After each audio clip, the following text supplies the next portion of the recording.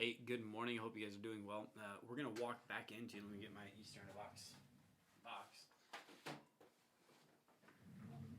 It's right here, sorry. We're going to walk right back into this. And so we're going to pull out the Hosanna card again. And this is something that has just been powerful to me to understand some stuff about this. And so we've talked about the cloaks, and we've talked about the stones and the worshiping and stuff like that. But there's a third thing that we actually need to talk about, which is the palm branch. And so this is, to me, one of the hinge points, especially in the Luke passage, where yesterday we mentioned how there's a couple different people on this road. People who are worshiping Jesus, they're with Jesus on his terms, and then there's some people who are with Jesus on their terms. And so these people are there, and they're praising God. They're worshiping Jesus. They're shouting, Hosanna, God deliver us, right? And then the Pharisees come and say, hey, calm down. And what we have to understand, we talked about this yesterday, is that we were designed to worship God. And if we don't, somebody else will take our place. But the reality of it is in the book of Luke, something strange happens. It's right in the text. Like from one passage, he's saying, hey, about the stones. And then he goes, like Luke describes how he just looks over the crowd and he weeps. Now, there's a couple different places. There's only two places in scriptures that show that Jesus wept. When I was a kid, I had to go to this thing called COIC. I have no clue what it was stood for, but my church did that. And so in this, we would just memorize passages and Bible verses and stuff. And Jesus wept was the one Bible verse that I would memorize and be like, yep, memorize it, here you go. And I get like a 4 million gold stars or something. I don't know what I got, but I got some kind of points for it. And so it was a short verse. Now, in that passage, when Jesus wept, it's like he shed a tear. He was like his emotions came out a little bit to cry type of a thing. But in this one, in Luke's passage, like when he wept, this is like the ugly cry. You know what I mean? Like we all have these kind of cries. Like we have the, oh, we shed a tear type cry. But then there's the ugly cry. And Jesus is ugly crying here in this Luke passage. He's looking over the crowd. And something happens where he just loses it. And he just starts weeping over the crowd. The crowd is so enthralled of what, like, just got into this whole momentum of, like, who Jesus is and what their expectations for Jesus. They're putting down their cloaks because of, like, that was reserved for royalty, right? They're worshiping him, not necessarily because they truly understand who he is, but what they expect out of him. And then the hinge point, like when I read this, is it's the palm branches. To really understand that, though, we have to go about 1,000 years behind Jesus. About 1,000 years before Jesus lived was a guy named King David. King David was the second monarch in the dynasty of Israel. Established the kingdom, both north and southern tribes. Those would be like the glory days in Israel's story. So then King Solomon came around and same thing, reestablished things, and prosperity was going crazy. And then King Solomon's grandson, King Rehoboam, makes a decision and it splits the kingdom. So there's the northern tribes and then there's a southern tribe of Judah. They become two different kingdoms. And then they live and function that way. And then about 722 BC, the Assyrian Empire comes in and exiles the northern tribe of Israel. Just kind of wipes them off, takes them into exile and removes them. About 150 years later, 586 BC, the Babylonians come and they do that to the kingdom of Judah.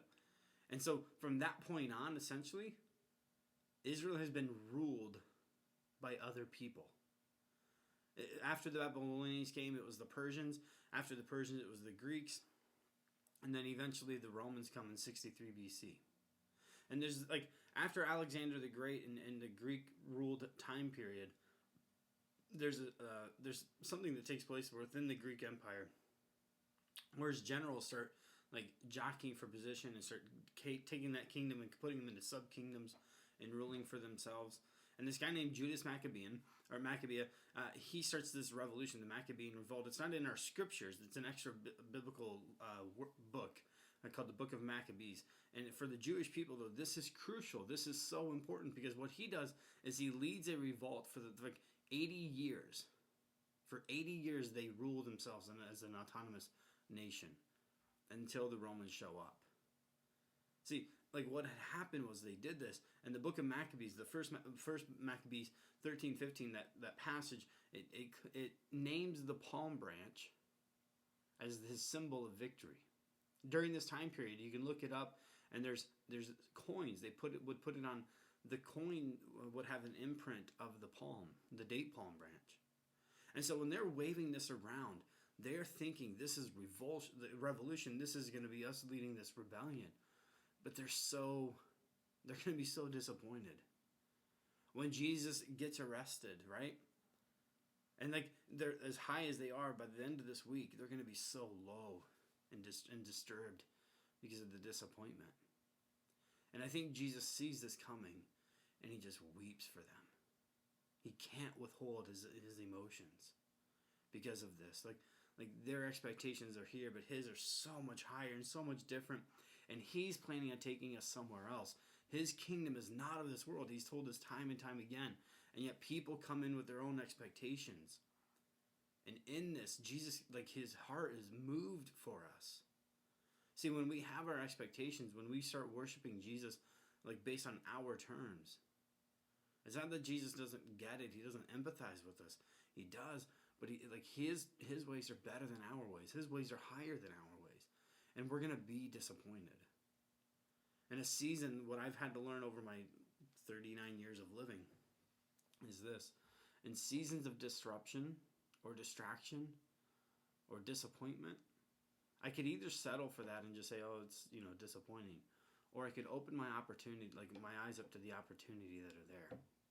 Because what I've really, really come to see is that these kind of seasons are so rich in opportunities to discover new things.